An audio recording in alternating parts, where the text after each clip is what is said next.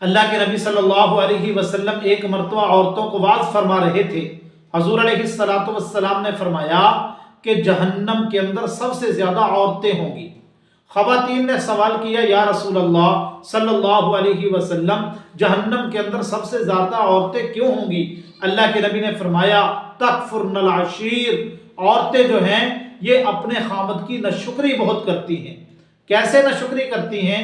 اللہ کے نبی خود فرماتے ہیں، ما رأیت منک خیرا قط، کہ ساری زندگی اس کا خامد اس کی چاہت پہ عمل کرتا ہے، جو وہ کہتی ہے وہی وہ لا کے اس کو دیتا ہے، اور کبھی زندگی کے اندر اونچ نیچ ہو جائے، کوئی ٹف حالات چل رہے ہوں تو وہ خامد اس کو کہہ دے کہ آج اتنے پہ گزارا کر لو، تو اس کے مزاج کے خلاف کوئی بات ہو جائے تو وہ آگے سے کہتی ہے کہ مجھے تیرے گھر کے اندر پوری زندگی سکون ملا ہی نہیں، مجھے تو تیرے گھر سے کوئی خیر ملی نہیں۔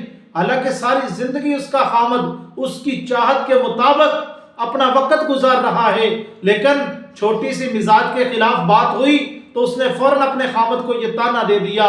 میرے نبی نے فرمایا، جو عورت اپنے خامد کی نافرمانی کرتی ہے اس کی نماز اس کے سر سے اوپر بھی نہیں جاتی، اس لیے کہ وہ اپنے خامد کی نافرمانی کر رہی ہے۔